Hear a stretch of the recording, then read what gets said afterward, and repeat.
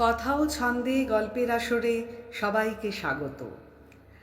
আজ আমি যে ছোট গল্পটি শোনাবো তার নাম জলের ঘূর্ণি ও বক বক শব্দ।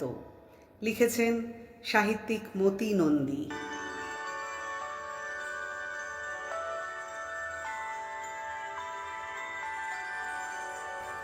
বিয়ের পর ঘরের অকুলান এবং ডেলি প্যাসেঞ্জারির ধকল, এই দুই ঝকমারি সামলাতে বিশ্বনাথ কলকাতার উত্তরে বাসা পেয়ে গোবরডাঙ্গার পৈতৃক বাড়ি ছেড়ে উঠে এসেছে। সে চাকরি করে বিরাট এক হোটেলে। প্রায় 750 কর্মচারীর ছুটির হিসাব রাখা তার কাজ।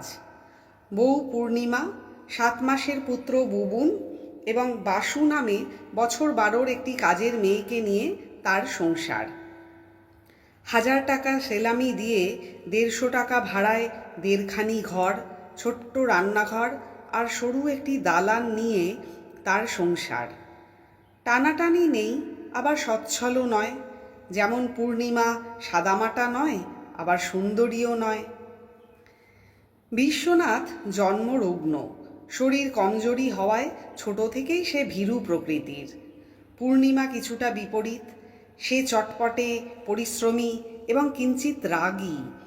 কলকাতায় ভাড়া বাড়িতে বসবাস পদ্ধতির সঙ্গে দ্রুত মানিয়ে নিতে তার অসুবিধা হয়নি, শুধু জলের ব্যাপারটি বাদে। সে অস্বাচ্ছন্দ্যে পড়ে সকালবেলাটায়। এই বাড়ির 3টি পরিবারের জন্য উঠোনে এজমালি একটি জলের কল। স্নানের ঘরেও একটি কল আছে চৌবাচ্চার উপরে। পূর্ণিমাদের মুখোমুখি উঠোনের ওধারে একটি ঘরে থাকে শ্যাঁকড়া কানাই দত্ত, তার দ্বিতীয় পক্ষের বউ সুপ্রিয়া এবং 2 পক্ষের মোট 3টি ছেলে মেয়ে। বাড়িওয়ালা রূপেন পাল কাঠের ব্যবসায়ী, তার সংসারে স্ত্রী, এমএ পাঠরতা কন্যা আর নিমাই নামে একটি চাকর মাত্র। জনা 12 প্রাণী নির্ভর করে একটি কলের ওপর। প্রতিদিন দুবেলা কে আগে কলের নিচে কলসি বা বালতি বসাবে, এই নিয়ে 3 পরিবারের লোকেদের মধ্যে মিউজিক্যাল চেয়ারের মতো জল ধরার প্রতিযোগিতা চলে। মছলন্দপুরের বাপের বাড়িতে টিউবওয়েল, পাতকুয়ো এবং পুকুর পূর্ণিমাকে যথেচ্ছ জল খরচ করার অভ্যাস তৈরি করে দেওয়ায় এখন 4 বালতি জলের সঙ্গে সে কিছুতেই মানিয়ে নিতে পারে না।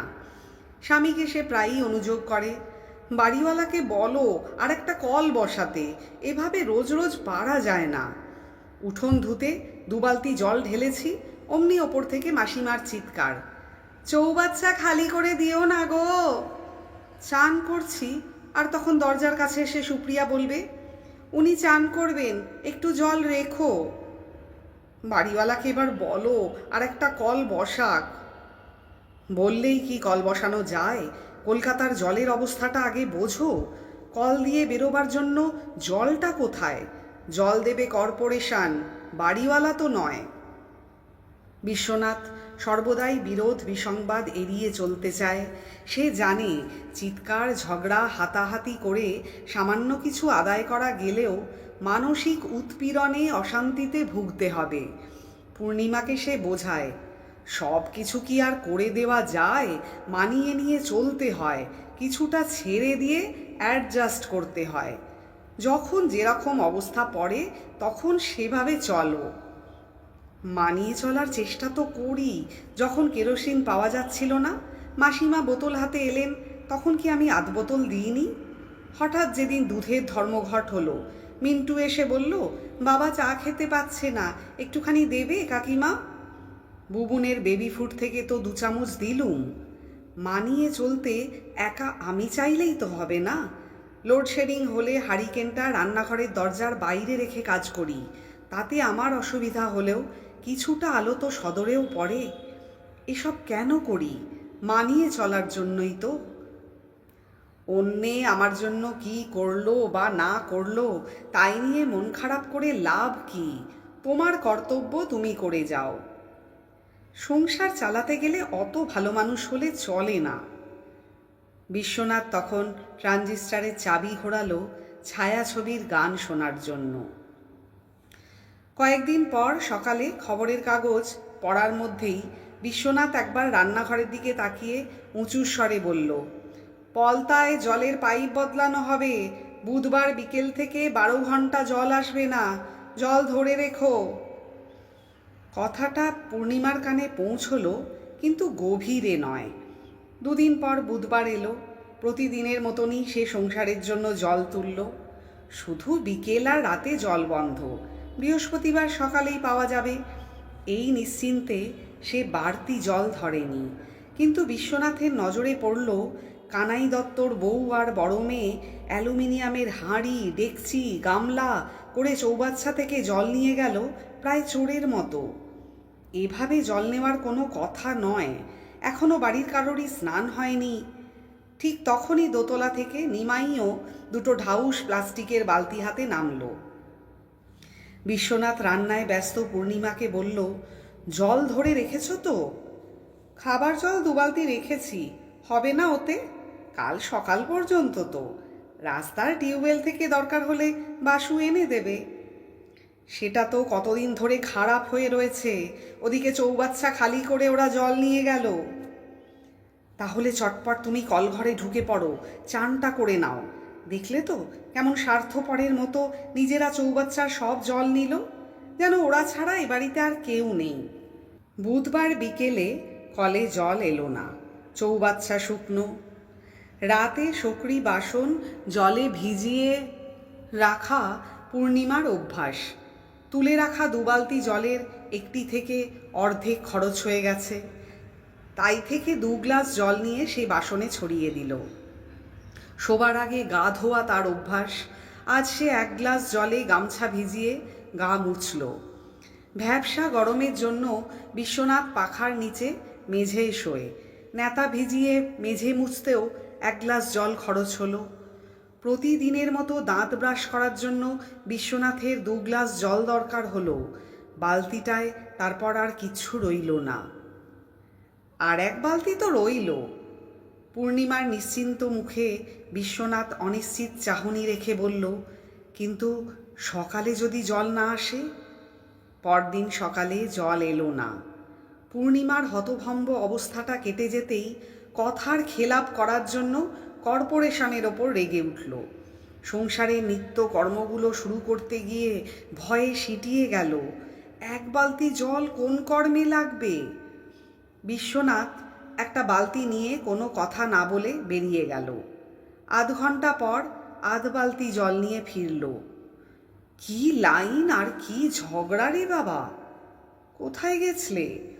এই পেছনের বাজার যাবার পথে যে বস্তিটা, ওরা নিতে দিচ্ছিল না, অনেক বলে কয়ে 1/2 বালতি নিতে দিল। চান তো হবে না, তুমি বরং এটা নিয়ে পায়খানা চলে যাও। আর তুমি বাসু? সে যা হোক করে হয়ে যাবে, তোমাকে তো এখন বেরোতে হবে। তাহলে থাক, আমি হোটেলেই সব সেরে নেব, ওখানে ছেলেদের জলের ব্যবস্থা আছে। বাজার থেকে কলা পাতা এনো। বুবুনকে কোলে নিয়ে বাসু শুনছিল। বলল, বৌদি চাপা কল থেকে জল আনবো? রাস্তার ওই নোংরা জল, ম্যাগো। গঙ্গার জল তো কত লোক নিচ্ছে। নিগ্গে, বিকেলেই জল এসে যাবে। বিকেলে জল এলো না। কলের নিচে বালতি রেখে পূর্ণিমা দুপুর থেকে অপেক্ষা করছে। ঢেকুর তুলে সর্দি ঝাড়ার মতো শব্দ কখন বেরিয়ে আসে। বালতি পেতে কোনো লাভ নেই গো, উঠোনের ওধার থেকে সুপ্রিয়া বললে।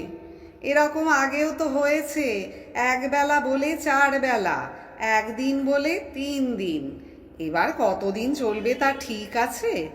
আমি বাবা কাল সকালটা দেখব, এলো তো ভালো, নইলে শিবপুরে দিদির বাড়ি চলে যাব। পূর্ণিমা শুনেই গেল। কলকাতা 30-40 মাইলের মধ্যে তার কোনো আত্মীয় স্বজন নেই।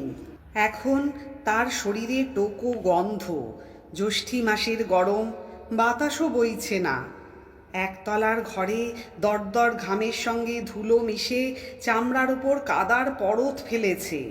সারা দেহে চিটচিটে অস্বস্তি। পায়খানাও যেতে পারেনি, তলপেটে একটা গুমোট ক্রমান্বয়ে চাপ দিচ্ছে।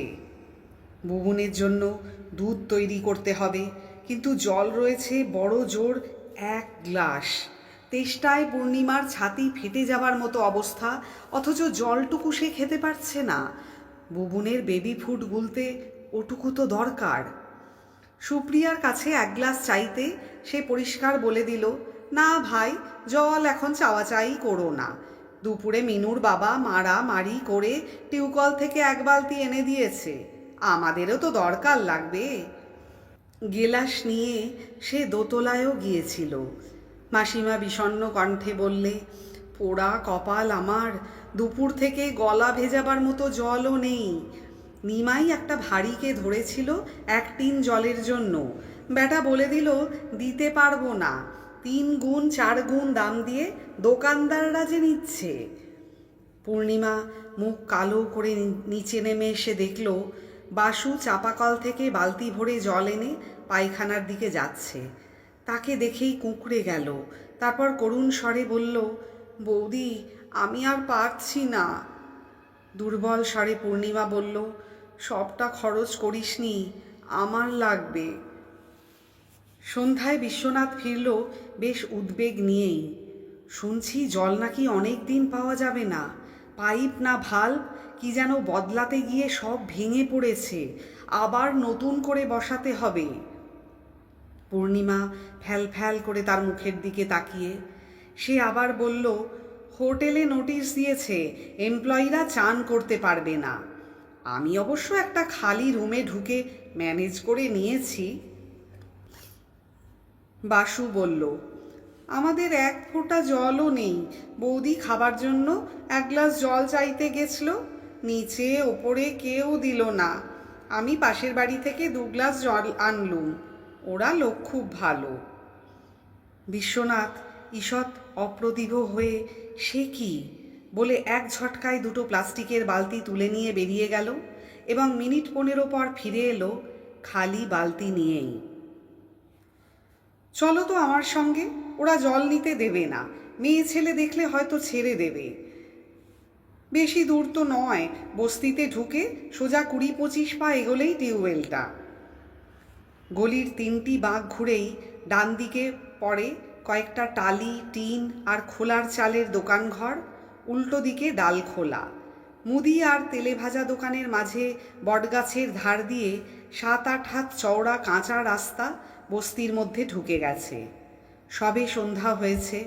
রাস্তাটার মুখে এবং ভিতরে কর্পোরেশনের আলো জ্বলছে। 3য় বাঁকের আগে বিশ্বনাথ দাঁড়িয়ে পড়ল। সন্তর্পণে কোণের বাড়ি ঘেঁষে উঁকি দিল।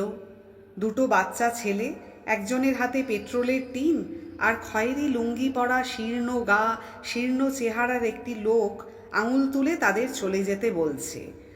ধমকের তর্জন দূর থেকে বিশ্বনাথ শুনতে পেল। এই লোকটি তাকে ঢুকতে দেয়নি বস্তিতে। বলেছিল, অনেক হুজ্জুত ঝামেলা করে এই কল আদায় করেছি, তখন তো আপনারা সাপোর্ট দিতে আসেননি, জলফল হবে না, অন্য জায়গায় দেখুন। কয়েকজন স্ত্রীলোক তখন দাঁড়িয়েছিল। একজন বলে, 3 তলা বাড়িতে থাকার সুখ এবার পেছন দিয়ে বেরুবে। বাচ্চা 2টো গুটি গুটি ফিরে আসছে। লোকটা লুঙ্গি টেনে তুলে মুদির দোকানের গায়ে ধাপটায় পা ঝুলিয়ে বসল। কি বলল রে তোদের? বিশ্বনাথের দিকে একবার মাত্র তাকিয়ে যেতে যেতেই একজন জবাব দিল, কিনে খেতে বলল। বিশ্বনাথ ইতস্তত করে পূর্ণিমাকে বলল, তুমি একাই যাও, পারবে তো 2 হাতে 2টো বয়ে আনতে? পারা না পারা নয়, পারতেই হবে। পূর্ণিমা বালতি নিয়ে এগোলো। তার চলনের মধ্যে গোঁ ফুটে উঠছে। মুদির দোকান পেরিয়ে বস্তিতে ঢুকতে যাচ্ছে, তখন লোকটি চেঁচিয়ে উঠল, এই যে যাচ্ছেন কোথায় বালতি হাতে? জল হবে না। না শোনার ভান করে পূর্ণিমা এগিয়ে যাচ্ছিল। লোকটা ধাপ থেকে লাফিয়ে নেমে প্রায় ছুটেই তার সামনে পথ জুড়ে দাঁড়ালো। শুনতে পাননি নাকি? কালা নাকি? একটু জল নেব। অন্য জায়গায় যান, এখানে হবে না। বড্ড দরকার, বাচ্চার খাবার জলটুকু নেই। পূর্ণিমার স্বরে অকৃত্রিম আকুতি ফুটে উঠল। বলে তো দিয়েছি অন্য জায়গায় যান, কলকাতায় আরও অনেক টিউকল আছে। খাবার মতো জল অন্তত নিতে দিন। খাবার, জলপটি দেবার, ছোঁচাবার কোনো জলই এখানে মিলবে না। পূর্ণিমা গলা নামিয়ে মৃদুস্বরে বলল, পয়সা দেব, এক এক বালতি কত কত করে নেবেন বলুন। লোকটার পাশে বস্তিরই আরও দুটি মাঝবয়সী লোক ও একটি কিশোরী দাঁড়িয়ে। কিশোরীটি হঠাৎ বলল, পয়সার গরম দেখাচ্ছেন? সঙ্গে সঙ্গে লোকটা গলা চড়িয়ে বলল, আমরা বস্তিতে থাকি বলে কি ভেবেছেন পয়সা দিয়ে কিনে নেবেন? কৌতূহলে পথচারী দু তিনজন থমকে গেল। বস্তির ভেতর থেকে কয়েকজন এগিয়ে এলো, দোকান থেকে মুখ ঝুঁকে পড়ল। কেনাকেনির কথা তো বলিনি, শুধু জল চাই একটু। আপনি পয়সার কথা বলেননি? মিথ্যুক! ভদ্রলোকের মেয়ে যদি হন তো বলুন, পয়সার কথা বলেননি? বলেছি, কিন্তু সে তো জল কিনবো বলে। একই কথা। আমাদের বাড়ির কাছেরটা ভেঙে পড়ে আছে আজ 12-14 দিন, আর কোথায়? তাই বলে এখানে পয়সার ফুটুনি মারাতে আসা? জল কেনার শখ হয়েছে, 3তলা বাড়িতে ফ্যানের হাওয়া খেয়ে জল তুলতে এসেছেন? যান যান, জল ফল হবে না। কেন হবে না? পূর্ণিমা হঠাৎ কোণঠাসা বেড়ালের মতো কুঁজো হয়ে বালতি দুটো ঝাঁকাতে ঝাঁকাতে তীক্ষ্ণ স্বরে বলল, কেন পাবো না? কলটা কি আপনাদের পৈতৃক সম্পত্তি? মগের মুল্লুক নাকি? আমি জল নেবই। সামনের 2-3জনকে ধাক্কা দিয়ে সরিয়ে সে বস্তির মধ্যে যাবার জন্য হনহনিয়ে এগোতেই কিশোরীটি ছুটে গিয়ে পিছন থেকে তার আঁচল টেনে ধরল। শরীরের ওপর থেকে শাড়িটা খুলে কোমরে টান পড়তেই পূর্ণিমা ঘুরে বালতি দিয়ে মেয়েটির বাহুতে আঘাত করল। ওরে মেজদি, ওরে শেফালি, শিগগির আয়, আমাকে মারছে রে। মেয়েটি তারও স্বরে চিৎকার করে উঠতেই দুপাশ থেকে 5-6টি স্ত্রীলোক ছুটে এলো। নারী পুরুষের একটা ভিড় পূর্ণিমাকে ঘিরে। তার মধ্য থেকে এক বিবাহিতা তরুণী বিশ্রী একটা গালি দিয়ে পূর্ণিমার গালে চড় মারল। হারামির বাচ্চা, মারপিট করতে এসেছিস? দাঁড়া, তোর বাপের নাম ভোলাচ্ছি। একটি অল্পবয়সী মেয়ে পূর্ণিমার চুল টেনে ঝাঁকুনি দিতে দিতে বলল, হাত ভেঙে দেবো। কোথায় খাপ খুলতে এসেছো জানো? চোখ উপড়ে নেব। হাত থেকে বালতি দুটো কে ছিনিয়ে নিয়েছে। অপ্রত্যাশিত অকল্পনীয় ঘটনায় পূর্ণিমা বিহ্বল চোখে এধার ওধার তাকিয়ে ভিড় থেকে বেরিয়ে আসার চেষ্টা করতেই 3-4টে মেয়ে তাকে আটকে রেখে টানতে শুরু করলো। ব্লাউজ ছেঁড়ার শব্দ হলো। তার ঘাড়ে নখ বসিয়ে মাংস খুবলে তুলতে চাইল একজন। হাঁটু দিয়ে একজন তার তলপেটে আঘাত করল। অন্ধের মতো দুহাত ছুঁড়তে ছুঁড়তে পূর্ণিমা চিৎকার করে উঠল, ছোট লোক, ছোট লোকের দল, আমায় যেতে দাও, যেতে দাও। পুরুষ কণ্ঠে কে বলল, চোপা কত, হাতটা ভেঙে দে না। আর একজন বলল, ন্যাংটো করে দে মাগিকে, পয়সার গরম তাহলে কমবে। ঠেলাঠেলির মধ্যে কেউ তার শাড়ি ধরে টেনেছে। পূর্ণিমা 2 মুঠোয় শাড়ি ধরে আর্তনাদ করে উঠল, খুলো না, পায়ে পড়ি তোমাদের, খুলো না, টান টান, খুলে দে। 2টি মেয়ে হ্যাঁচকা টান দিতেই পূর্ণিমা মাটিতে মুখ থুবড়ে পড়ল। শাড়িটা শক্ত করে সে ধরে রেখেছে, সেইভাবেই হাত 10 তাকে ওরা টেনে নিয়ে গেল। তখন সে হাউ হাউ করে ওঠে, আমার শাড়ি নিও না, ওগো খুলে নিও না। একটি স্থূলকায় বিধবা পূর্ণিমার 2 মুঠির ওপর দাঁড়াতেই শাড়িটা তার দখল থেকে বেরিয়ে গেল। মাটিতে মুখ চেপে সে ফোঁপাতে শুরু করল। মিনিট 3 মধ্যে ব্যাপারটা ঘটে গেল। সেই সময় ভিড়ের ফাঁক দিয়ে বিশ্বনাথ উঁকি দিল আর পূর্ণিমাকে ওই অবস্থায় পড়ে থাকতে দেখে চিৎকার করে উঠল, এ কি, এ কি, হ্যাঁ এ কি? উত্তেজনায় ঠক ঠক করে সে কাঁপছে, আর কোনো কথা তার মুখ থেকে বেরুচ্ছে না। শুধু সায়াটা হাঁটুর কাছ থেকে নিচে নামিয়ে দেওয়া ছাড়া তার শরীরে আর কোনো আবেগ বা প্রতিবাদ প্রকাশ করতে পারল না। বিশ্বনাথ এতক্ষণ সেই রাস্তার বাঁকেই অপেক্ষা করছিল। পূর্ণিমা সঙ্গে সঙ্গে ফিরে না আসায় সে ধরে নেয় 2টো বালতি ভরার জন্যই সময় লাগছে। স্বস্তি বোধ হতেই সে সিগারেট কিনল সামনের দোকান থেকে। দড়ির আগুন সিগারেটে যখন লাগাচ্ছে তখন কানে এলো, বস্তিতে একটা মেয়ে লোক জল নিতে এসেছে, তাকে ধরেই সবাই যা ঝাড় দিচ্ছে না। শোনা মাত্র সে ছুটে গেছে। শাড়িটা দিন। বিশ্বনাথ ভিড়ের মুখের দিকে তাকালো। শাড়ির জন্য কেউ ব্যস্ততা দেখালো না। বালতি দুটোরও হদিশ নেই। ভিড় ক্রমশ পাতলা হয়ে যাচ্ছে। শাড়িটা ফিরিয়ে দিন। বিশ্বনাথ প্রার্থনার মতো 2 হাত জোর করে মেয়েদের দিকে তাকালো। শাড়ি না হলে ও যাবে কি করে? কেন, সায়া তো রয়েছে। বিভ্রান্ত চোখে বিশ্বনাথ তাকিয়ে রইল মাটিতে উবুড় হয়ে থাকা তার স্ত্রীর দেহের দিকে। নিজের শার্টটা খুলে পূর্ণিমার পিঠের ওপর রেখে বলল, চলো বাড়ি যাই। পূর্ণিমার ঘাড় আর গাল থেকে রক্ত ঝরছে। ফালা দেওয়া ব্লাউজের ফাঁক দিয়ে চামড়ায় রক্তের ছড় দেখা যাচ্ছে। চোখের জল আর মাটিতে মুখ ল্যাপা। বিশ্বনাথ রুমাল দিয়ে মুখটা মুছে দিল। তখনও সে ঠক ঠক করে কাঁপছে। ওরা বাড়ি ফিরে এলো। শার্ট আর সায়া পরা পূর্ণিমাকে রাস্তার দুধারের কৌতূহলী চোখ দেখছিল, কিন্তু তাই নিয়ে বিব্রত বা লজ্জিত হবার মতো বোধ ক্ষমতা তাদের আর ছিল না। অপমান, রাগ, দুঃখ কিছুরই দ্বারা পীড়িত হয়নি। অনুভবহীন, শব্দহীন শূন্যতার মধ্য দিয়ে দুজনে ফিরে এলো। সেই রাত্রেই কলে জল এলো। বালতি বসাবার জন্য যখন হুড়োহুড়ি চলছে, পূর্ণিমা তখন বিছানায় কাঁপছে জ্বরের তারসে। দিন 10 পর সন্ধ্যায় বাড়ি ফিরে বিশ্বনাথ দেখল রান্নাঘরের প্রায় সিকিভাগ জুড়ে রয়েছে 2টো জ্বালা, যার মধ্যে একটা মানুষ উবু হয়ে থাকতে পারে। দুপুরে বাজারে গিয়ে কিনে আনলুম। 30 টাকা পড়ল, 1 টাকা মুটে। এবার জল জমাবো। জলের ক্রাইসিস কি ঘন ঘন হয় যে চাল বা কেরোসিনের মতো জমিয়ে রাখবে? যদি 2 বছর, 4 বছর, 10 বছর পরও হয় তবুও। রাগটা যন্ত্রণার চাপে পূর্ণিমার গলায় আটকে গেল। বিশ্বনাথ ওর চোখের দিকে তাকিয়ে ভয় পেয়ে মুখ ফিরিয়ে নিল। পূর্ণিমা প্রতিদিন 1 বালতি করে জল 2টি জ্বালায় ঢালতে লাগলো। সকালের 1ম বালতি এবং বিকালের 1ম বালতির জল। এজন্য সংসারে ব্যবহারের জন্য জলের পরিমাণ তাকে কমাতে হলো। চায়ের জন্য বাসু একদিন 2 বাটি জল জ্বালা থেকে নেওয়ায় চড় খেলো। দিনে 3-4 বার সে সরা খুলে দেখে কতটা ভরল। একদিন জ্বালা 2টি ভরে গেল।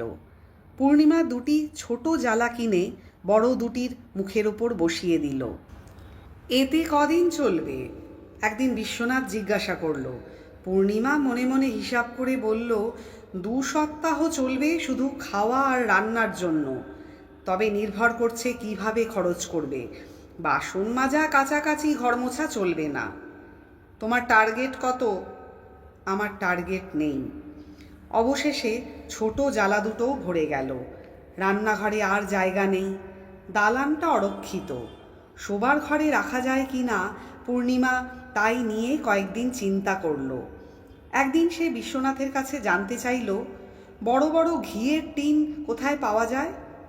কেন, জল রাখবে বলে? টিনে মরচে পড়ে তো ফুটো হয়ে যাবে। ছাতে কয়েকটা ইট পড়েছিল। কয়েকটা আঁচলের আড়াল দিয়ে নামিয়ে এনে পূর্ণিমা শোবার খাটটাকে উঁচু করল। এরপর মাটির কলসি কিনে জলে ভরে খাটের নিচে রাখতে লাগলো। শুধু জল আর জল রাখার পাত্র ছাড়া পূর্ণিমার আর কিছু বলার নেই। বাড়ির বাইরে গেলে ছটফট করে ফেরার জন্য।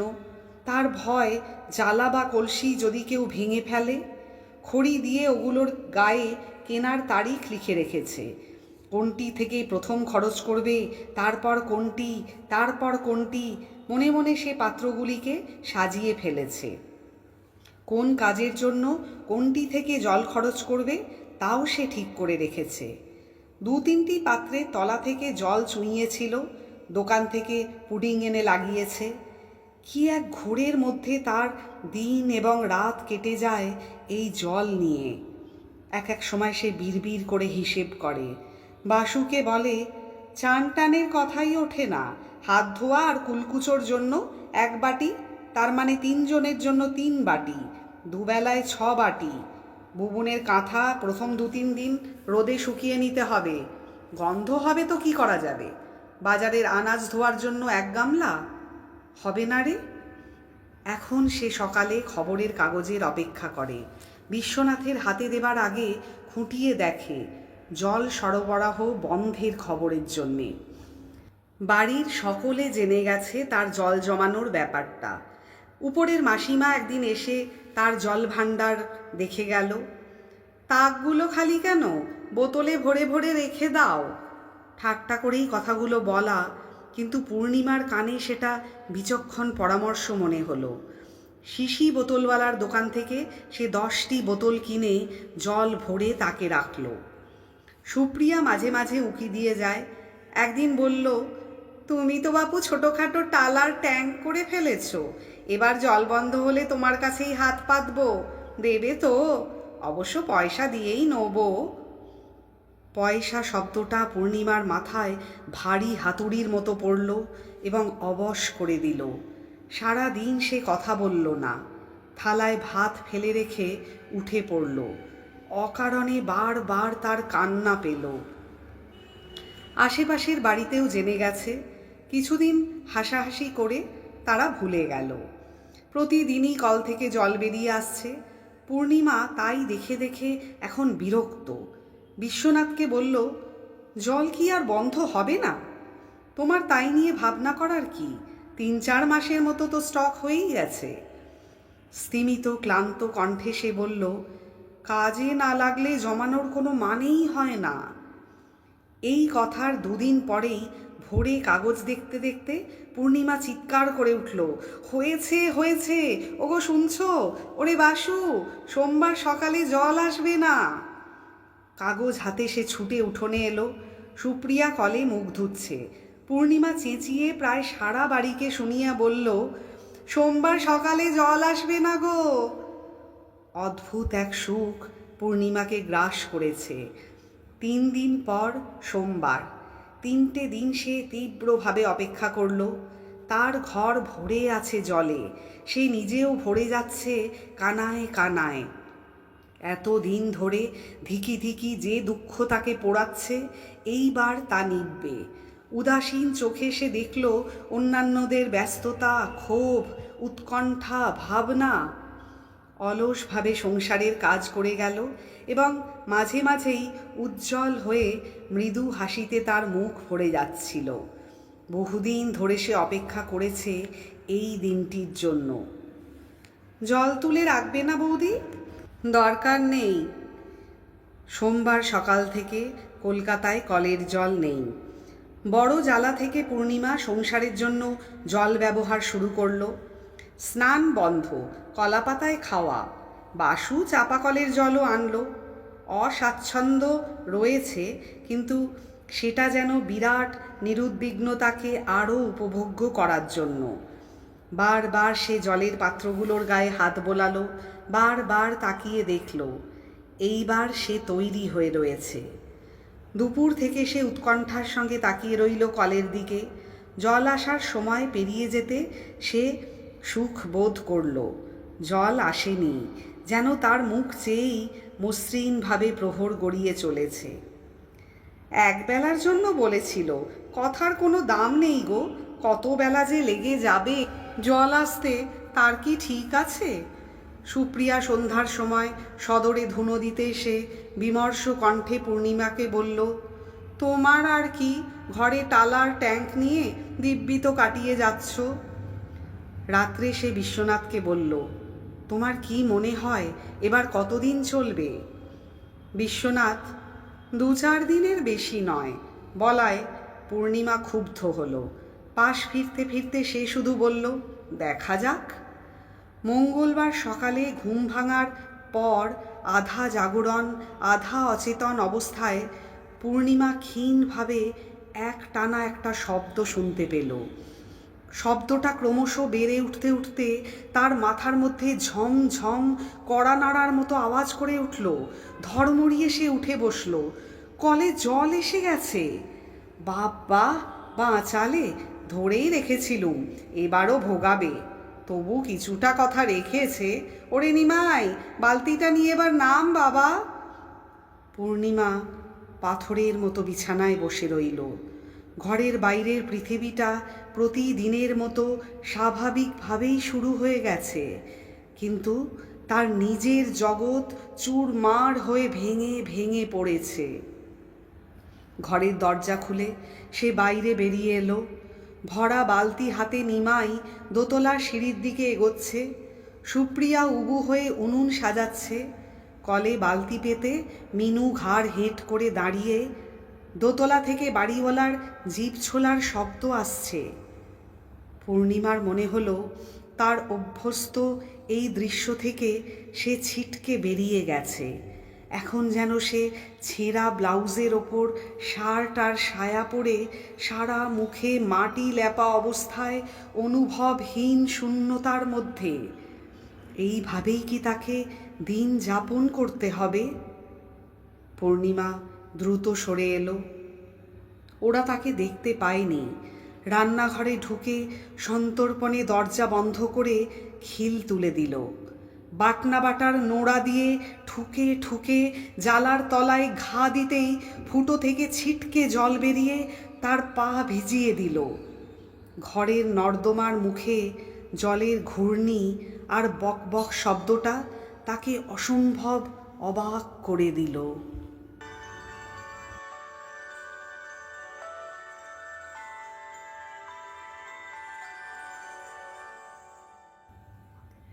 শেষ হলো আজকের গল্প।